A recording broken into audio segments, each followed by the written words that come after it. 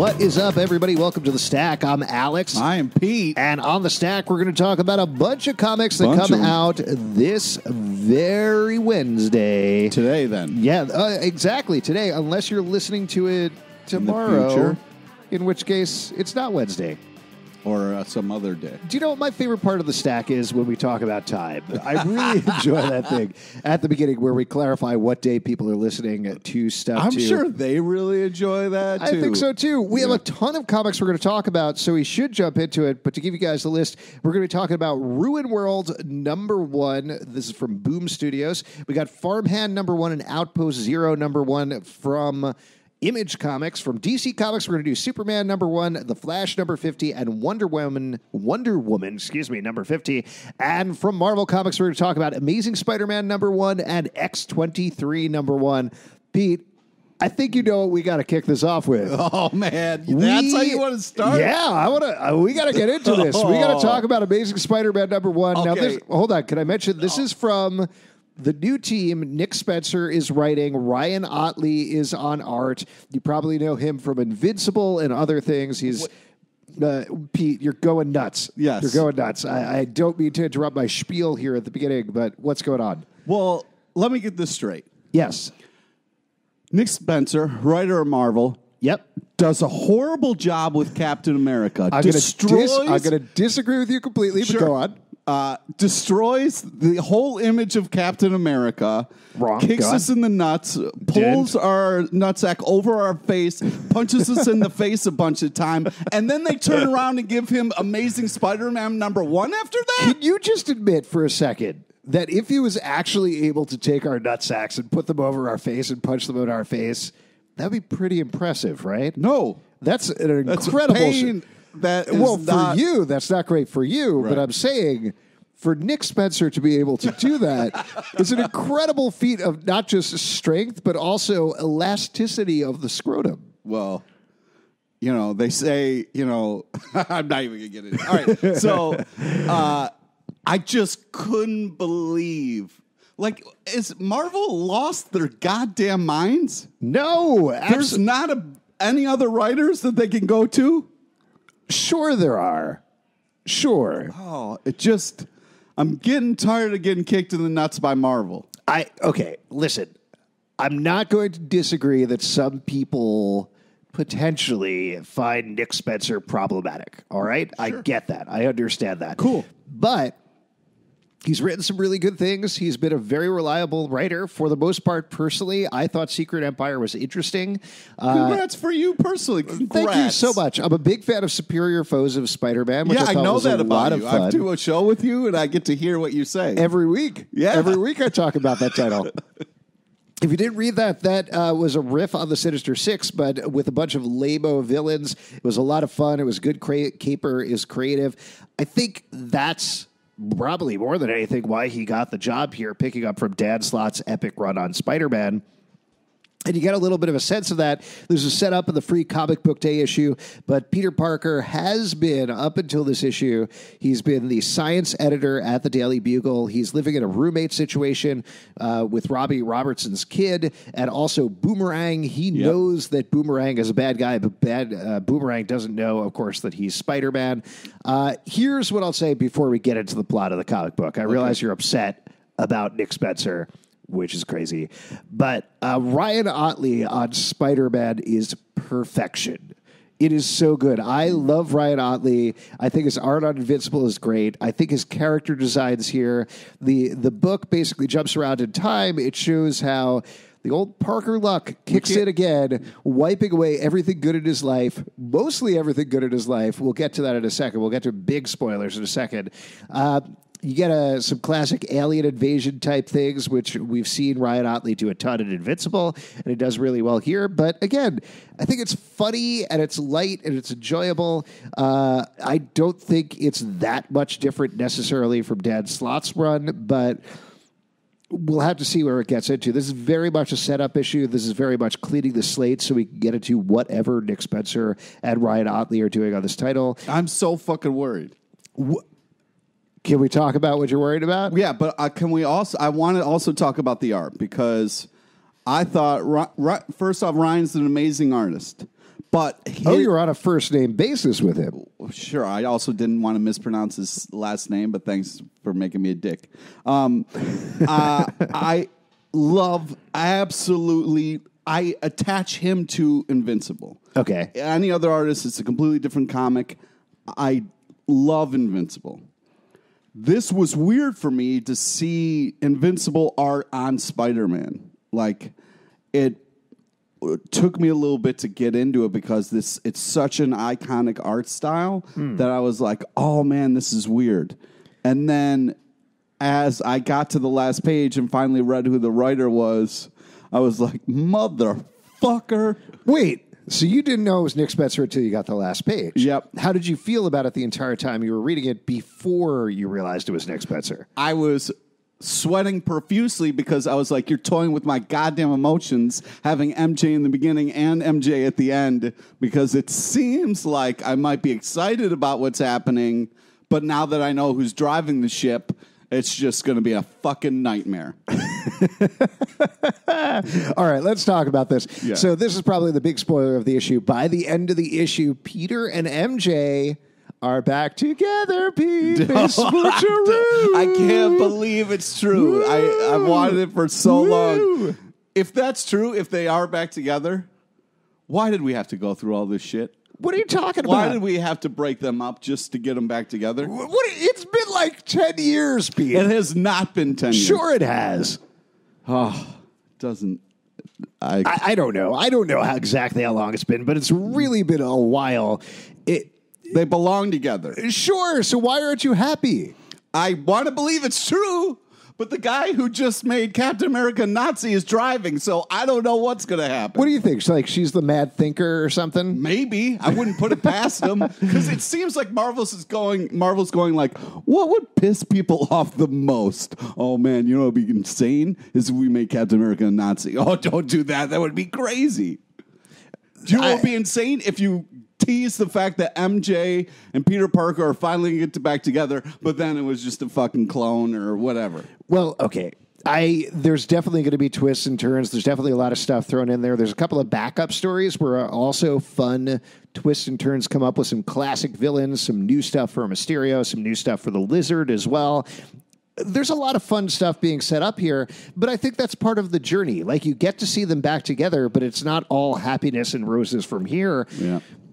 Here, to get totally real with you for a second, Pete, all right? Please. I have long held that it doesn't make any sense when people constantly break up and then get back together in fiction or in real life, because you get back together because you feel this rush of endorphins, or you've been put in some sort of situation where suddenly things feel like they're different. But mostly people only change by small degrees. So when they do get back together, those problems that broke you up in the first place are still there underneath the surface. Yep. And either you do need to go through some sort of cataclysmic change, or it's just not going to work out.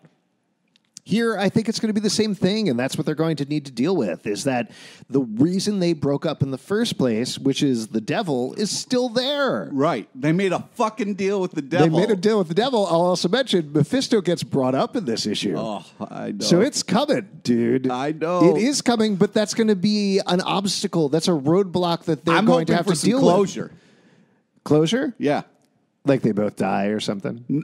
Jesus, why would you do that? I mean, I don't know. No, I'm saying at least they also mentioned Superior Spider-Man in this issue. It would be nice to have the real Spider-Man Doc Ock back in his body. Shut your mouth. Shut your mouth. That is a ridiculous thing to say. All right, I'm just needling you down. Yeah.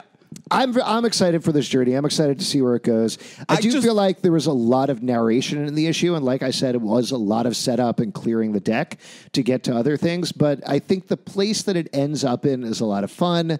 There's a good new villain that's introduced in this issue. It does have those fun notes of Superior Foes of Spider-Man, so I'm excited to see where it goes. Also, like, it's one of those things where why she did what she did is something that I'm dying to know. So you think we'll find that out? I would love to find that out. I want it to make sense.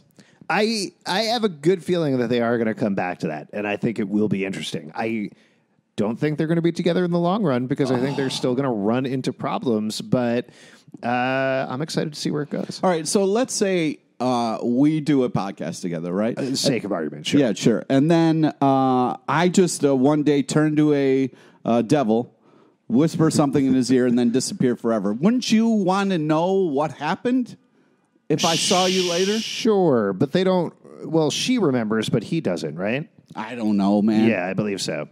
So he doesn't actually even know what happened. Right. But we know. Yeah, we know. It's driving me insane. Driven you insane. Yeah, that's a good point. Yeah, Thank 100%. Thank you. Again, by the way, my therapist doesn't get this at all. Is that what we're doing here? All right, let's move on to another title. Talk about a big DC Comics release, Superman #1. Now, this is following up directly on Brian Michael Bendis's short run on Man of Steel number 1 through 6. If you didn't pick that up, I'm sorry, because it's going to be kind of a steep climb getting into this. But basically, Superman swinging single dude in the city. Oh, man. His wife is out on a vacay with their son, with his grandpa. And, he's lost communication with them. So he decides to head out in the universe to track them down. There's a new Fortress of Solitude in this issue. What did you think about this issue? I think we mostly enjoyed the Man of Steel run. But how do you feel how did this pan out as a Superman #1? I thought this was a solid first issue. I really liked the bit of him talking to Jean and being having to keep interrupting him so he could go save the day. I thought that was a really cool kind of fun bit. And I felt like this was a powerful issue where Superman's dealing with the fact of he doesn't know where his family is, and it's and it's hard on him. And I thought this was a solid first issue. I'm still kind of getting used to the look of Superman, but I'm on board. I'm excited to see what Bendis is going to do. Yeah, mostly I liked it. Like I said, I think if you're coming in thinking, hey, great, Superman #1, it's a little bit of a heavy lift because it's picking up on a ton of other plot lines from a ton of other comic books, which is not my favorite. Also, I'm still very much getting used to Brian Michael Bendis layouts and his dialogue coming out of DC characters. It's been an interesting journey to sort of embrace that. But like you said, he's come up with some really fun, cool bits for Superman to do. I like the fact that he didn't just ditch Lois and John and get rid of them out of the cast, that is an ongoing storyline that is going to force Superman into new situations that he's not used to. I mean, personally, I can't believe he let his grandpa take his son. Neither can I. I was a little weirded out by that. Yo, dude. What did you think was going to happen when you gave it to your sketchy-ass dad? Well, I mean, he was pretty straight up about it. I think Bendis came up with a twist on Jor-El where Jor-El is semi-benevolent. He's still kind of an asshole, but he's a benevolent asshole. I mean, I don't have kids. He's like Richard Branson. There's no way I would just get over my kid to that. No, guy. 100% not. Yeah. I like the reasoning for Lois leaving. I like that she's going to write a book while she's out there. I think at the end of the day, Superman's going to find them, and maybe they won't even be in trouble. They'll be like, what are you doing here? We're a camp, Dad. Leave me alone. Yeah, oh my God, Dad, stop. Oh, this is so embarrassing. I'm with my friends, Dad. Let's talk about an Image comic book, Farmhand #1.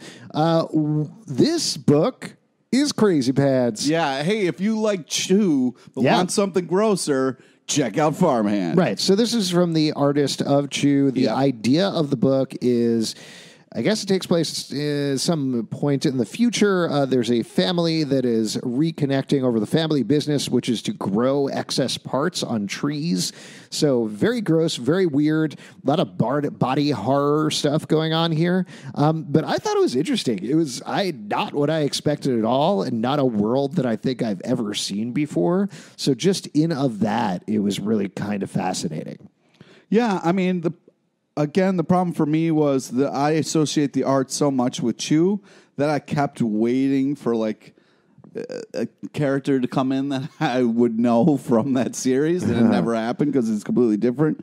But I think it's creative. I think it's different, and I'm excited to see where this goes. I'm not completely like, this is amazing, but I'm on board. Yeah, there's a bunch of weird stuff that's set up in the first issue with venomous plants and body parts and things growing out of people's bodies. But there's also a good family story going on here, which gives it a nice base. The fact that everybody treats everything very reasonably and calmly as, oh, this is fine. We're just growing ears and organs on trees. It's not a big deal. No big deal, except for the people that are like, yeah, that's kind of gross. Yeah. So there's still... Again, if you are a fan of Chew, there's little jokes and things happening in the background as things go on. So it's definitely a very different book to check out and a nice, what would you call it afterwards? A pairing? Oh, a nice pairing. Yeah. Chew, I like it. Very good. Another book to talk about. Let's talk about Boob Studios' Ruinworld #1. Now, this comes from their, I believe, Kaboom imprint, which is for kids.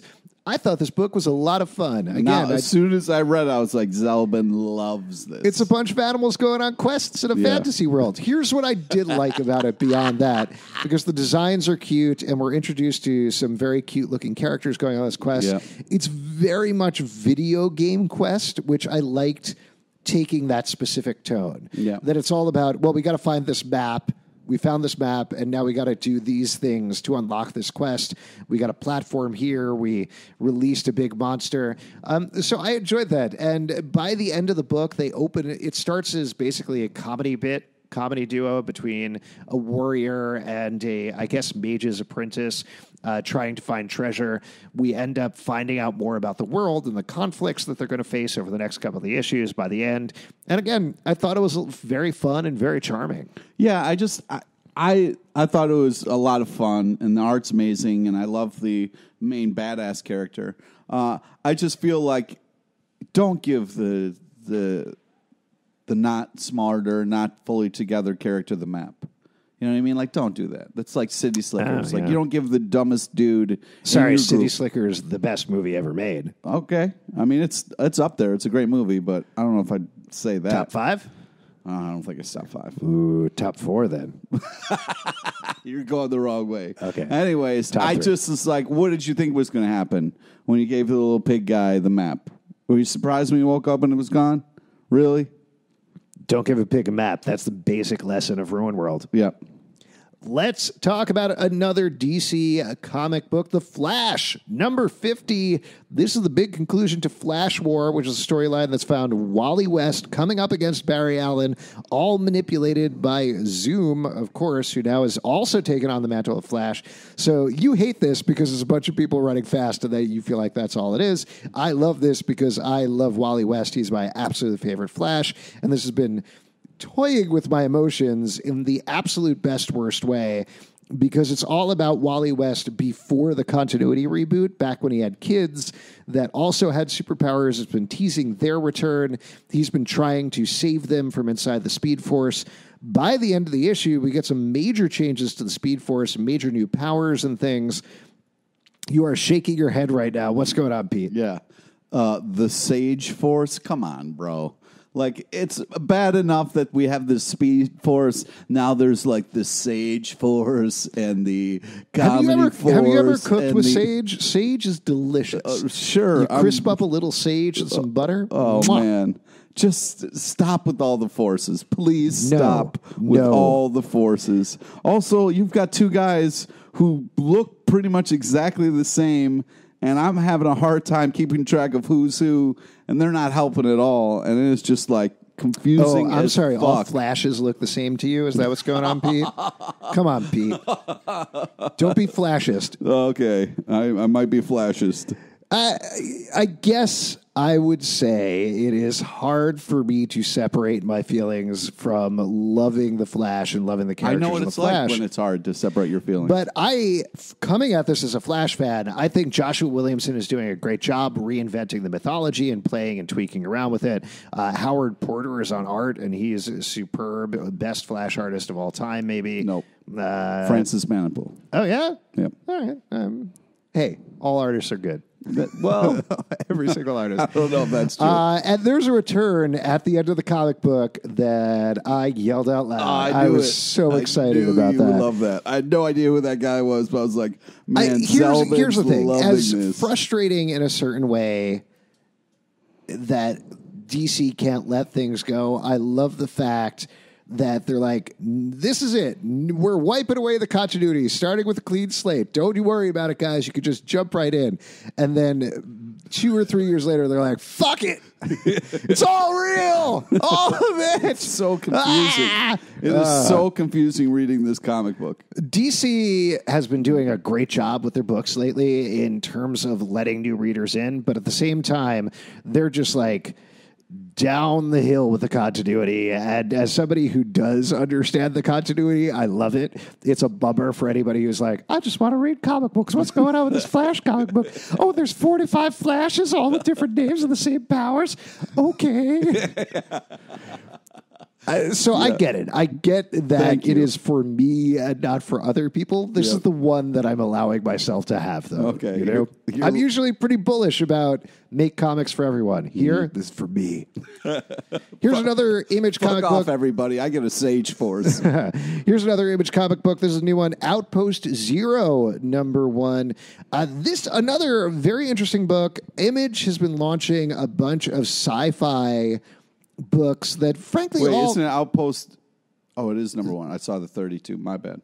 Oh, what are you confused about right now? But on the cover, it says 32 in the kind of area where you put the number of the comic book. So I thought, man, that's some bad cover design. Yeah.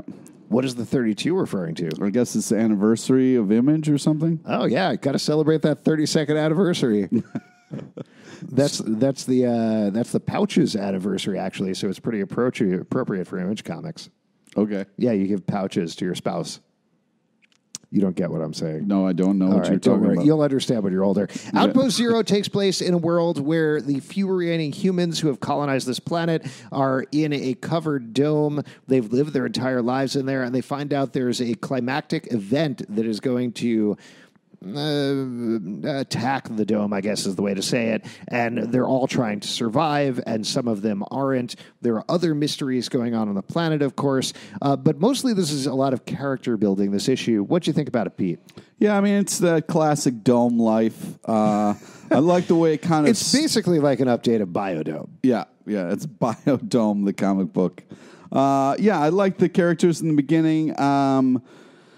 They kind of kept threatening that the dome was being attacked, and I thought that was going to happen in this issue, but it doesn't, and so that was a little bit of a letdown. But, I mean, it was just a lot of character stuff, which I was like, okay, but, it's a solid first issue. I'll pick up the next one. I'm not, like, super geeked out about it. I liked the whole idea of, like, hey, we can jump because there's a thing with gravity because of the, I like that idea, but then that didn't happen. So it's interesting. I feel like there are a lot of books that kind of draw out their first issue. They have a big first page and they have a big last page, but not a lot going on in the middle. What I appreciated about this was it felt structured a little differently to me. It felt like it was spending those time on the characters, really revealing bits about them and delineating them in a nice way that I appreciated, so that you could actually tell them apart, which is a big lift with the first issue. Yeah. So I appreciated that. Cool. Let's go over to another DC comic book, Wonder Woman #50. This is finishing up the Dark Gods storyline. Now, Wonder Woman, through a series of hilarious circumstances, let some gigantic dark gods into our universe. Her brother, Jason, has been taken over by the Dark Gods as we go into this issue, and we find out what happened and wrap up that storyline. What'd you feel about this issue, Pete? I thought it was a good issue. I love the Wonder Woman and Steve stuff. I thought that was adorable, and then we got like a big battle in between. So I liked the sandwich of love that happened. It was like a little bit of love in the beginning, whole lot of action, a little love at the end. I really liked it. I gotta be honest, I don't like Wonder Woman that much right now. I love the character. I've loved several runs on Wonder Woman, Yep. but this run right now is doing nothing for me. The Steve Diana dialogue sounds very wooden and stilted to me. You watch your mouth. Okay, wait. It seems stilted to me. I said that more carefully this time. Is that all right? That's not what I meant. I don't really care about Jason, so spoiler, I'm glad he's gone. The Dark Gods didn't seem like much of a threat. I don't think I really understand what Wonder Woman is or what her mission is at this point in this particular comic book, so I'm not in love with it. I don't mean to crap on it too much, and certainly if you like Wonder Woman, and I'm glad you like this title, this is just not the right Wonder Woman for me. I think. James Robinson's writing it, and hasn't been that. He's great. He's a great writer. He's a great writer. There's something about his writing that does not work on this title for me. Yeah. I think when he handles characters like the Shade, for example, that have a bit of a effete nature to them, it works really nicely. His prose works really nicely. But here, there's something, I think, more earthy or human that needs to come out in Wonder Woman, and it's not really coming out in this series right now. My 2 cents. Cool. Last one to talk about, big relaunch, X-23, #1, also from Marvel Comics. Now, this is coming from, I'm definitely going to pronounce her name wrong, but Marika Tamako, who previously worked on She-Hulk, which I loved that reboot of that book. She also wrote Supergirl, Being Human, which was a prestige format miniseries from DC Comics, which also was fantastic. This is taking X-23, previously Wolverine, and moving her back to be X-23 again, still working with her younger sister clone, Honey Badger, and mixing it up with some X-Men characters. Pete, I know you've loved the all-new Wolverine series to the point where you said you might almost like it more than real Wolverine. I know. New writer, old hero name. How'd you feel about this? I thought this was a fantastic issue. Wow. All right. I really love X-23. I really love the choices they're making with her. And I love the sister dynamic. I also love how, like, the younger sister is just having fun. You know, like, she's getting things thrown at her, and she's like, whoa, cool. And, like, knows she can heal, so she's not quick to, like, get out of the way or anything. I just love the way she's being portrayed. And I think it's really cool. And, I think this is a really crazy issue, and it sets things up that makes me really can't wait for the next one. I agree. I didn't know that cuckoo shit was insane. Yes. So I think this is a pretty big spoiler, but the antagonists of the first issue are the Cuckoo Sisters, who are clones of Emma Frost. Creepy. Very creepy. Why would you want to clone Emma Frost? Well, here's the thing that I love about this, and this is what I love about Marika Tamako's writing, is she finds a really strong theme to play with throughout the issue. Here, even though X-23 doesn't tell anybody it's her birthday, later it turns out it's the Cuckoo Sisters' birthday because they chose it. So there's a lot, and it really never occurred to me that, oh yeah, X-23 is Wolverine's clone, and the Cuckoo Sisters are Emma Frost clones, so they kind of make perfect adversaries for each other. Also, it's kind of like the Wolverine and Sabretooth relationship, where every day on Wolverine's birthday, Sabretooth attacks. Oh, that's a good point. I like that. I thought this was wonderful. At the beginning, I was a little ambivalent just because it felt like, okay, here we are seeing X-23 and Honey Badger together again, just like they were in Tom Taylor's excellent run. But it very quickly delineates itself as its own thing, as its own title. The art is gorgeous throughout. I love the layouts of the book. The layouts are really awesome. They're fantastic. There's just all this great parallel structure between what's going on with the Cuckoo Sisters, what's going on with X-23 and Honey Badger. There's a surprising amount of downtime in the book, too, where they just spend with the characters that I thought was wonderful. Yeah.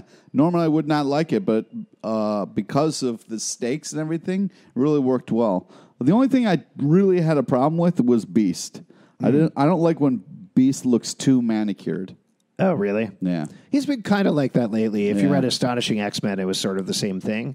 I do like him sort of working as their Bosley, sending them out on missions and things. I think that's fun. That is cool. Yeah. But, like, don't sit on the couch like a normal person. Hang upside down on the ceiling. Like, give me something. Let me know you're still Beast. You know what I mean? You're right. I'm sorry about that.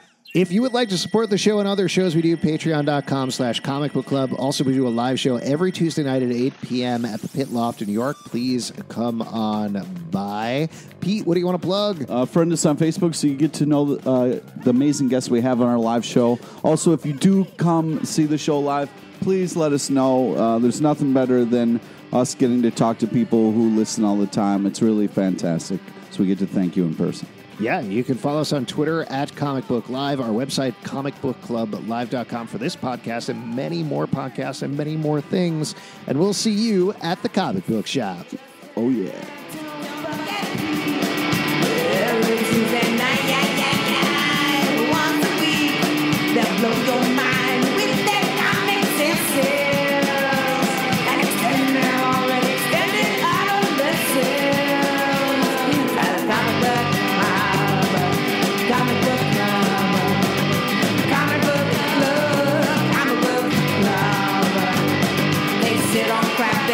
And they let the secrets leak, and occasionally